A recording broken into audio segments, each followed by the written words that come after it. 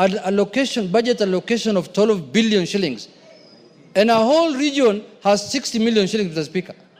What kind of country are we living in?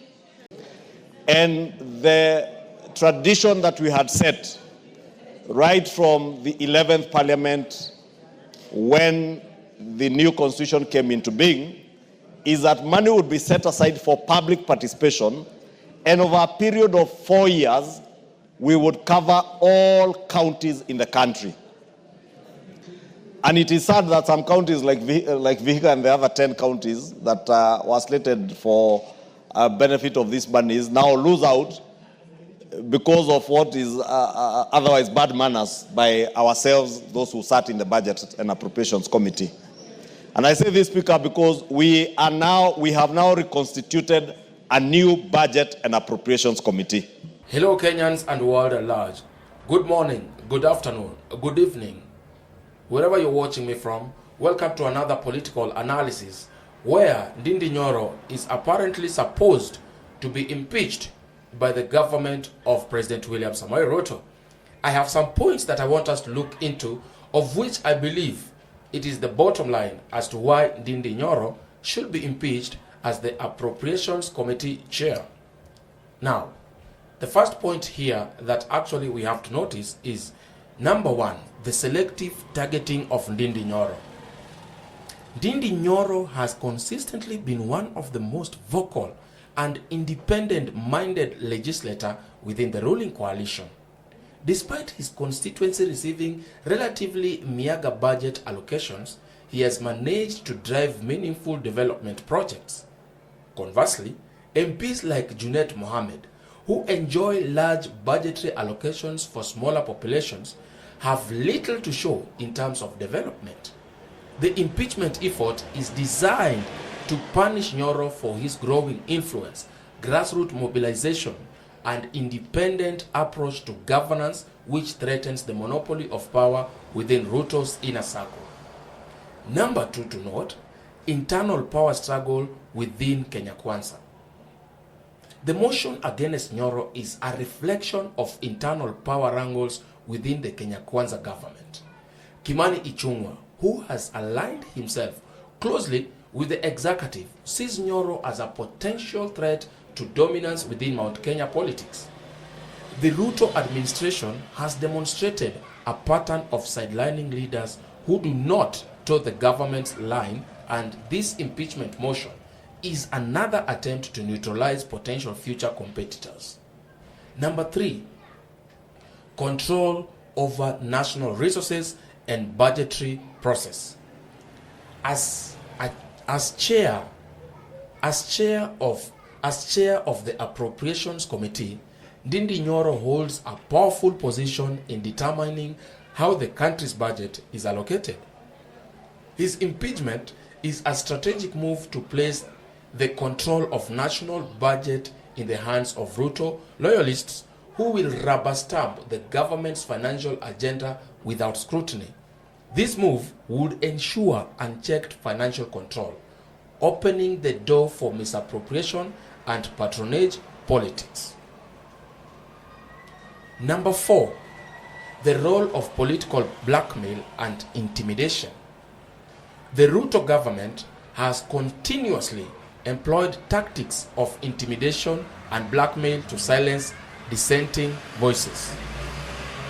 From the use of strategic agencies such as the Directorate of Criminal Investigations, DCI, and Kenya Revenue Authority, KRA, to frustrate opponents, to orchestrate parliamentary motions against leaders deemed rebellious, the trend is evident.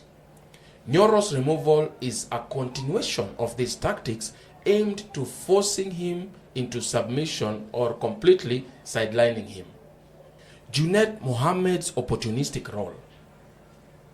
Junet Mohammed, a key figure in the opposition who has curiously joined forces with Kenya Kwanza in this motion, is acting in self-interest rather than in the spirit of legislative accountability. His involvement signals a broader scheme where political survival is prioritized over service delivery. It is evident that the impeachment is not about Nyoro's competence or performance, but about consolidating power for a select few within the ruling elite. My conclusion on this: the impeachment motion against Ndindi Nyoro is a political driven witch hunt aimed at advancing the personal interests of President William Ruto's government and his allies. The move is designed to weaken an independent and effective legislator while consolidating budgetary and parliamentary control in the hands of the loyalists.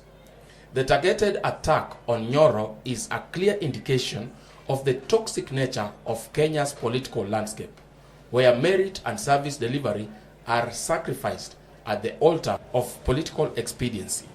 If left unchecked, this kind of political maneuvering will only serve to entrench impunity, erode democracy, and compromise development efforts for Kenyans. Budget allocation of 12 billion shillings, and a whole region has 60 million shillings, Mr. Speaker. What kind of country are we living in? Mr. Speaker, the Budget and Appropriation Committee went around the country to do public participation. And they ended up agreeing that they are going to use 2 billion shillings to allocate to those counties that they have visited, Mr. Speaker. That amount ended up ballooning to 12 billion shillings, Mr. Speaker. And the beneficiary of that 12 billion shillings is not those counties that public participation was done on, Mr. Speaker. It is other counties and other constituencies, Mr. Speaker. The Budget and Appropriation Committee of this House has reached to the level where the chair of that committee, Mr. Speaker, now, members of parliament are going to his constituency for benchmarking, Mr. Speaker. Benchmarking. And all of us are supposed to receive the same amount of NGD CDF, Mr. Speaker. What is making our members to go and benchmark in a colleague's constituency, Mr. Speaker? Because the colleague is receiving more funding because of him being the chairman of the budget committee. Let's be honest to Kenyans.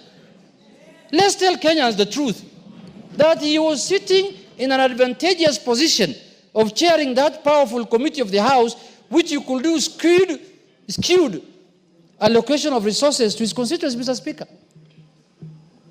Otherwise, which member of parliament here can afford through his NGCDF to build classrooms, plaster them, put windows, put roof, put tiles in the classroom, cabros in the... Mr. Speaker, which member of parliament can afford to do that here? With a mere resources of 100 million shillings, Mr. Speaker, and advertise on Citizen Primetime News. Which member can do it? Can you raise up your hand if you can do that? None of the 349 members of this House, Mr. Speaker, can afford to do that. That can only be done by somebody who has access to bigger resources than any other member, Mr. Speaker. The Budget and Appropriation Committee did not start the other day. The distinguished leader of the majority party, Mr. Speaker, has been the chair of that committee for many years. And he has never done those things. I have been with him in this House. He has been very careful, and he has shared the resources of the country equitably, Mr. Speaker. I can say that without any fear of contradiction. Mr. Speaker.